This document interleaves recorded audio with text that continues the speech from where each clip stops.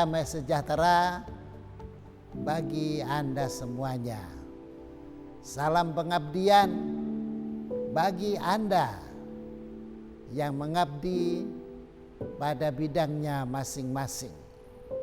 Tuhan kiranya memberkati, berhasil apa yang dikerjakan dan beruntung apa yang diusahakan.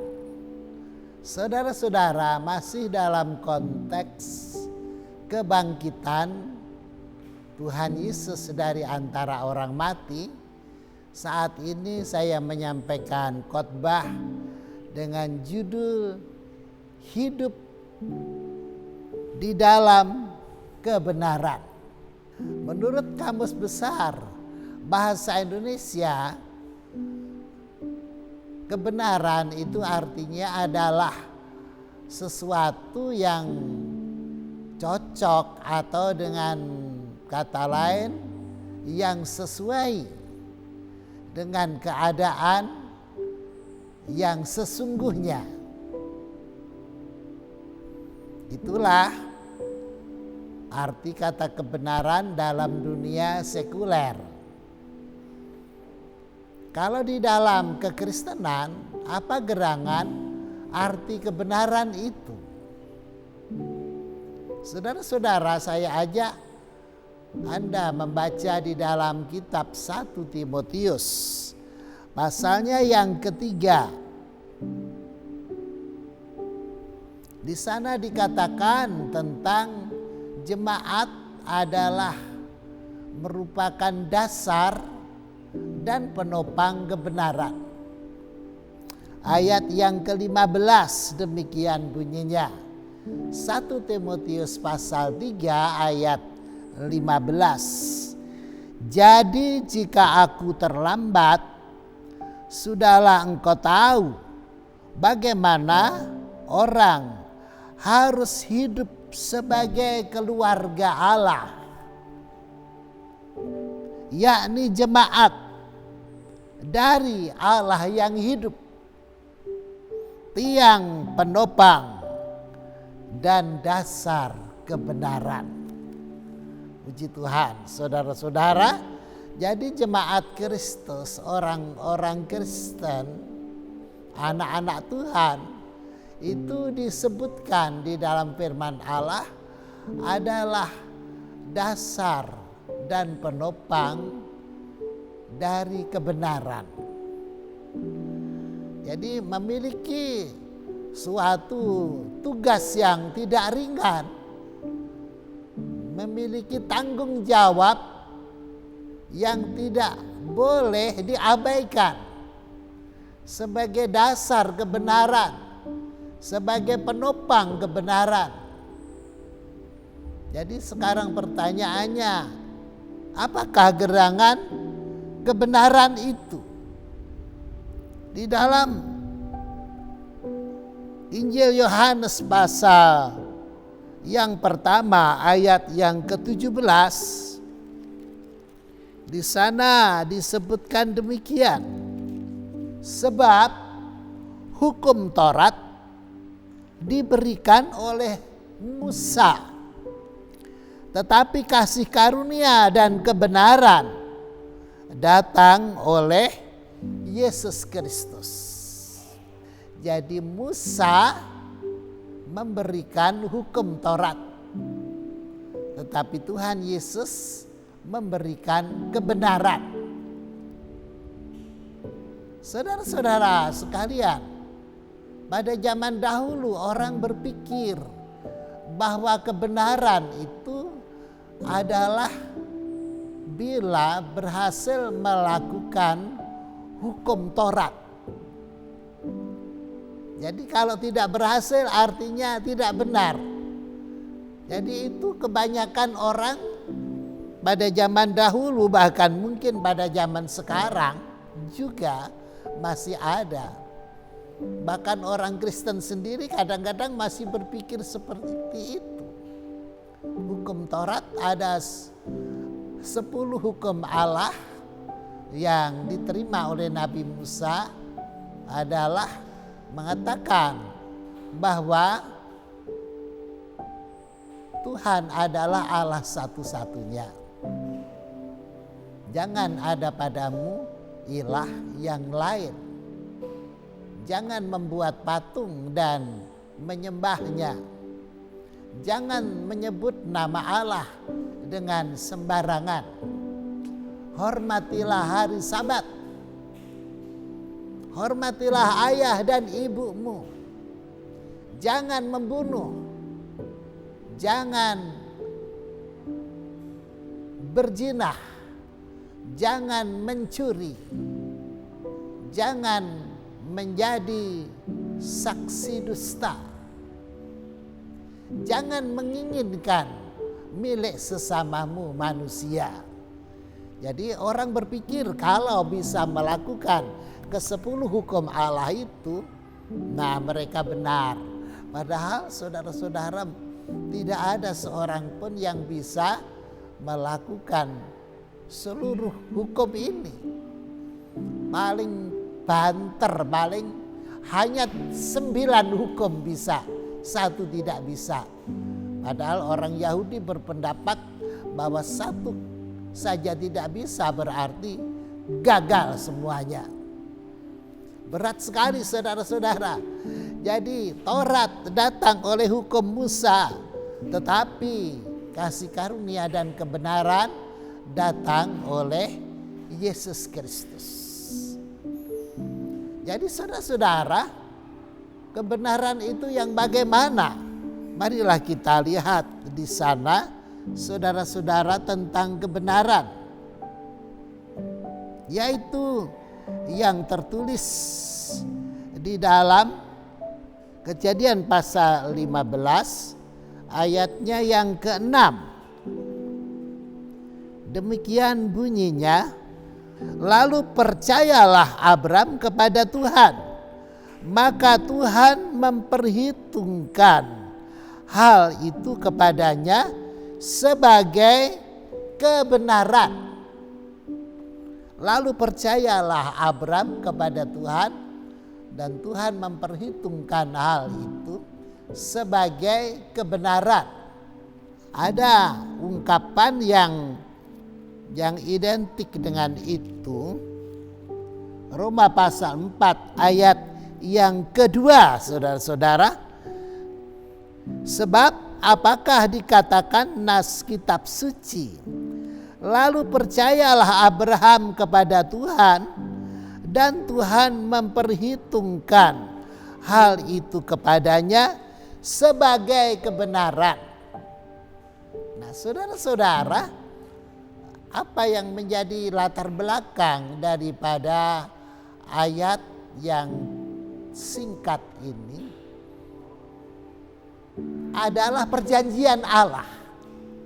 Jadi ketika itu Abraham dia mengeluh kepada Tuhan, Tuhan, aku akan mati nanti dan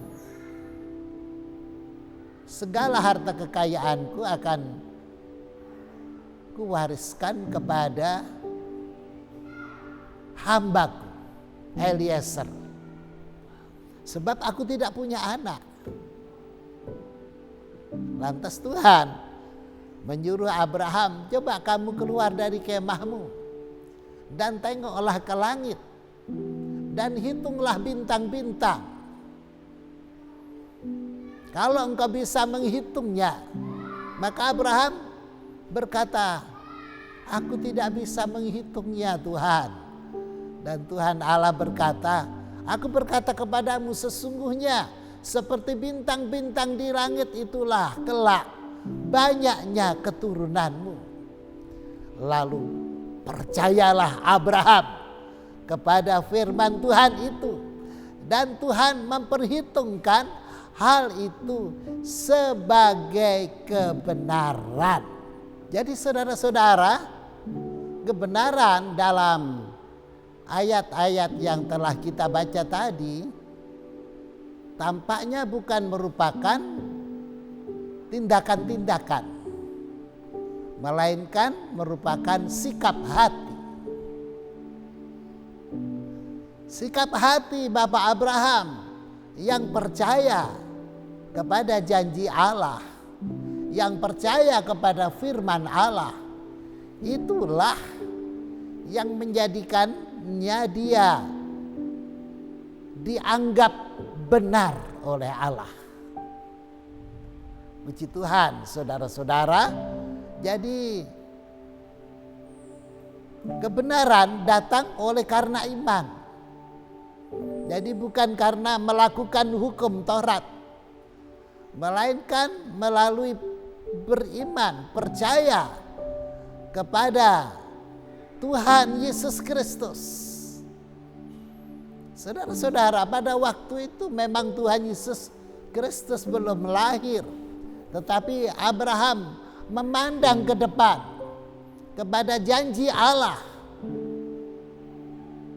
Siapa yang akan memberkati engkau, akan kuberkati.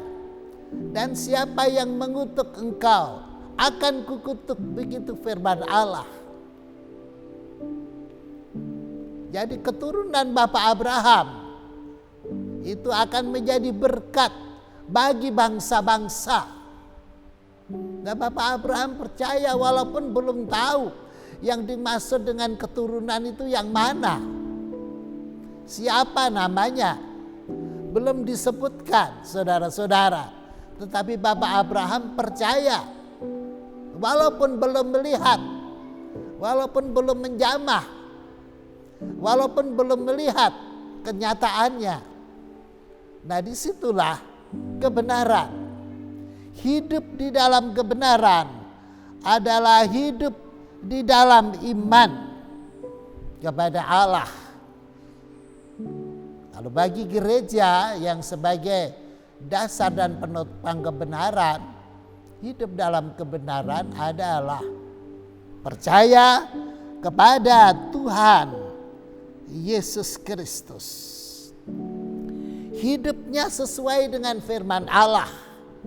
Saudara-saudara, di dalam kitab Roma pasal 14 ayat yang ke-17, di sana ada ungkapan demikian, saudara-saudara. Roma pasal 14 ayat 17.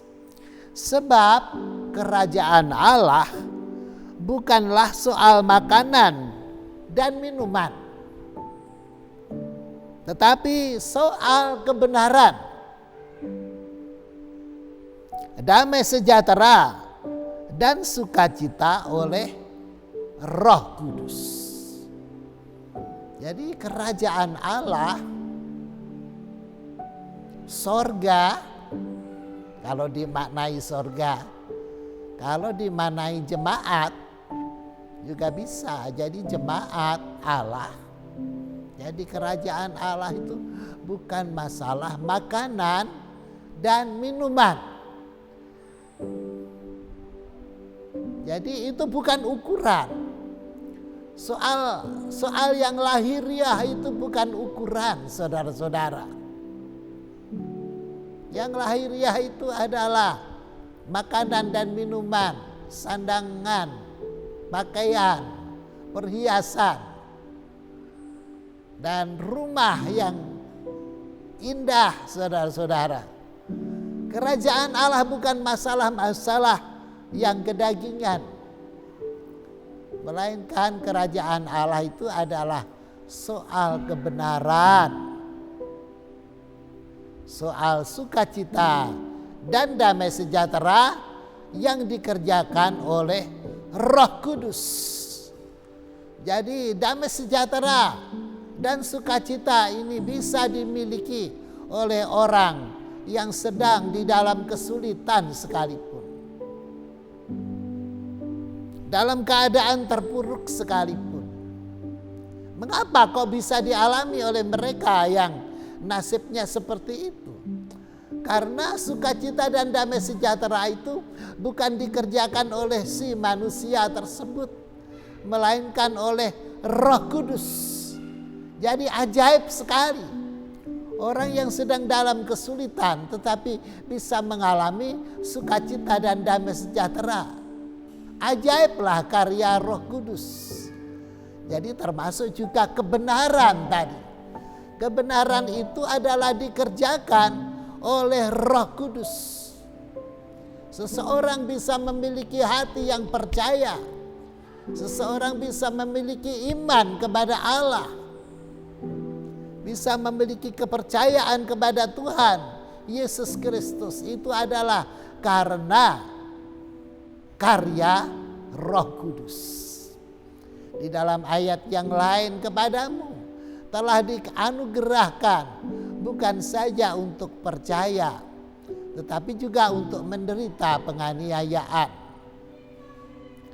Nah, itu adalah dikerjakan oleh Roh Kudus, saudara-saudara.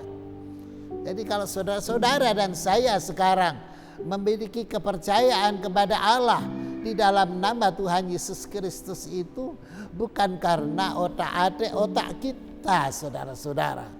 Bukan karena pertimbangan-pertimbangan akal kita, saudara-saudara. Bukan karena falsafah yang kita pegang teguh, kita pelajari. Tidak, saudara-saudara.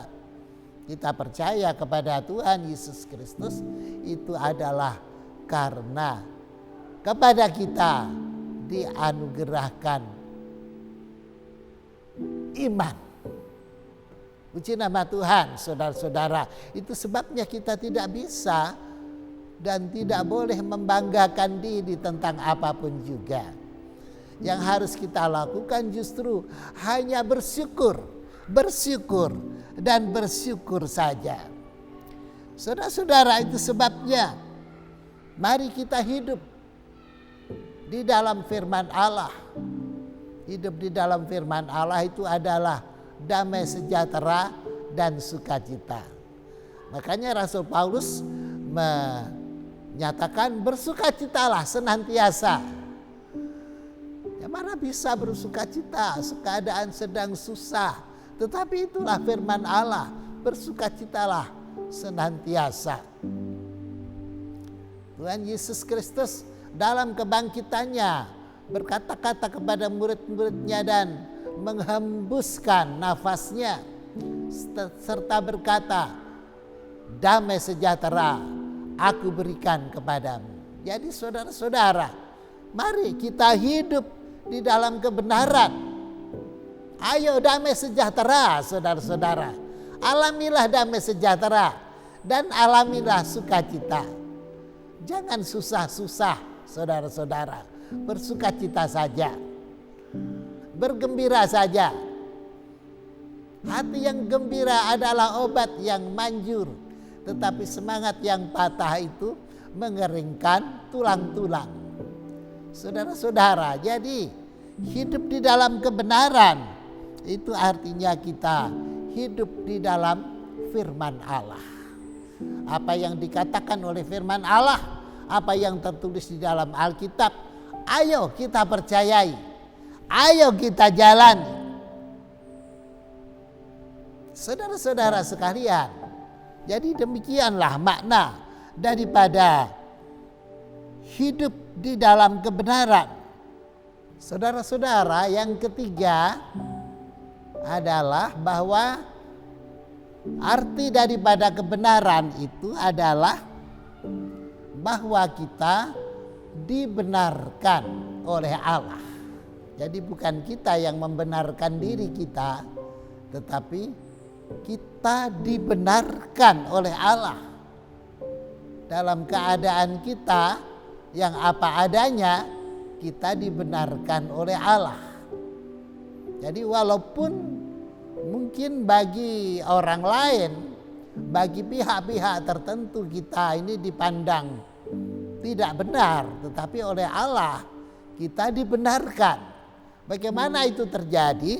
Di dalam surat Roma pasalnya yang ke-5, ayatnya yang ke-16 dan 17. Demikian firman Allah. Dan kasih karunia tidak berimbangan dengan dosa satu orang. Sebab penghakiman atas satu pelanggaran itu telah mengakibatkan penghukuman. Tetapi penganugerahan karunia atas banyak pelanggaran itu mengakibatkan pembenaran.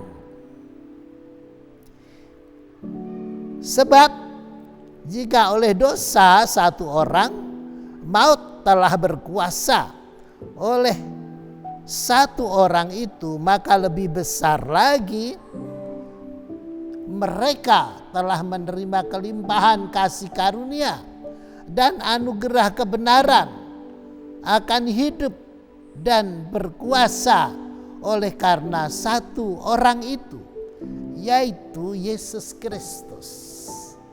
Jadi saudara-saudara, ini sebenarnya berbicara tentang Bapa Adam dan Tuhan Yesus. Bapa Adam di Taman Eden telah melakukan pelanggaran, dan itu dinyatakan oleh Allah sebagai dosa dan harus dihukum.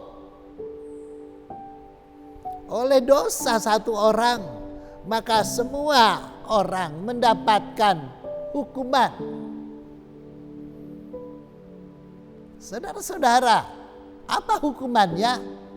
Hukumannya adalah maut. Hukumannya adalah kematian.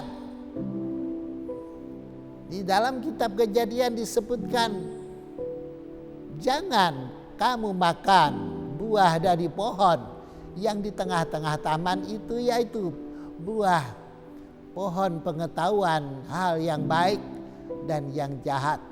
Sebab bila engkau memakannya, pada hari itu juga engkau akan mati. Saudara-saudara, keturunannya Bapak Adam semuanya akan mengalami mati. Jadi inilah yang disebut sebagai dosa keturunan. Jadi walaupun seseorang tidak melakukan kesalahan tertentu yang menyebabkan kematian, orang itu mati juga pada akhirnya. Dan itulah artinya dosa keturunan. Jadi seorang bayi yang lahir itu sudah lahir di dalam dosanya. Seorang bayi yang lahir dari rahim ibundanya itu sudah berdosa. Mungkin ada yang bertanya, dosa apa? Dia kan belum melakukan kesalahan apa-apa. Dosa keturunan. Dan kalau ada yang bertanya, apa buktinya kalau dia berdosa? Buktinya bahwa dia nanti suatu ketika akan mati. Jadi oleh karena dosa seseorang, oleh karena pelanggaran seseorang, maka semua manusia akan mengalami penghukuman, yaitu kematian. Tetapi kita baca tadi adalah oleh karena penganugerahan karunia atas banyak pelanggaran itu mengakibatkan pembenaran. Sebab jika oleh dosa satu orang maut telah berkuasa oleh satu orang itu, maka lebih benar lagi mereka yang telah menerima kelimpahan kasih karunia dan anugerah kebenaran akan hidup dan berkuasa oleh karena satu orang itu, yaitu Yesus Kristus. Jadi saudara-saudara, Bapak Adam telah mewariskan kematian, tetapi Tuhan Yesus mewariskan kehidupan.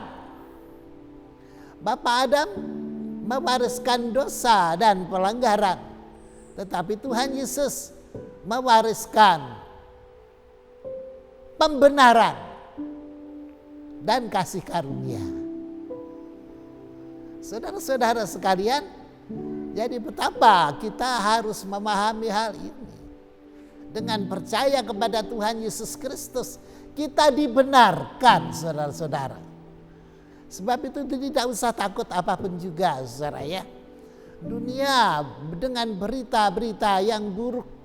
Tidak usah kecil hati, saudara-saudara. Bahaya mengancam di mana-mana, tidak usah takut, saudara-saudara.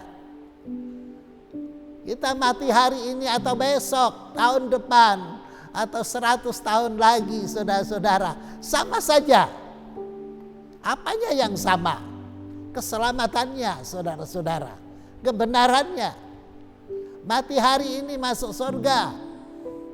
Mati besok kita juga masuk surga, saudara-saudara. Itu terjadi karena anugerah Allah di dalam Tuhan Yesus Kristus. Bahwa kita dibenarkan oleh karena pengorbanan darahnya Tuhan Yesus Kristus. Sebab itu hai jemaat Kristus di seluruh dunia, peganglah teguh apa yang menjadi kewajiban Anda sebagai dasar kebenaran dan sebagai penopang kebenaran. Jemaat Allah adalah dasar dan penopang kebenaran itu. Mari, tidak usah kita mempersalahkan orang lain. Mari diri sendiri kita perteguh kepercayaan kita. Mari kita ingat apa yang dikatakan oleh Tuhan Yesus Kristus dalam Injil Yohanes pasal 14 ayat yang ke-6. Tuhan berkata, aku inilah jalan, kebenaran, dan kehidupan. Tidak seorang pun bisa sampai kepada Bapa kalau tidak melalui aku. Saudara-saudara, betapa besarnya keuntungan kita sekarang ini telah menjadi anak-anak Tuhan. Tuhan Yesus sendiri berdoa pada waktu di dunia ini. Ya Bapa, kuduskanlah mereka di dalam kebenaran. Firman-Mu itu adalah kebenaran. Jadi kalau kita hidup di dalam firman Allah, saudara-saudara, tanggung. Kita dibenarkan oleh Tuhan. Kalau kita hidup di dalam iman, kepercayaan terhadap firman Allah, tanggunglah, saudara-saudara. Kita dibenarkan oleh Allah. Kalau kita hidup di dalam Tuhan Yesus Kristus yang adalah jalan kebenaran dan kehidupan itu, tanggung, saudara-saudara, bahwa kita ada di dalam kebenaran. Kita dibenarkan oleh Allah. Puji nama Tuhan. Saudara-saudara, perteguh kepercayaan. Tidak usah takut, kecewa, ataupun khawatir. Tetapi percayalah kepada firman Tuhan. Dan itulah yang membuat kita dibenarkan, bahkan diselamatkan. Puji Tuhan. Tuhan memberkati. Salam pengabdian.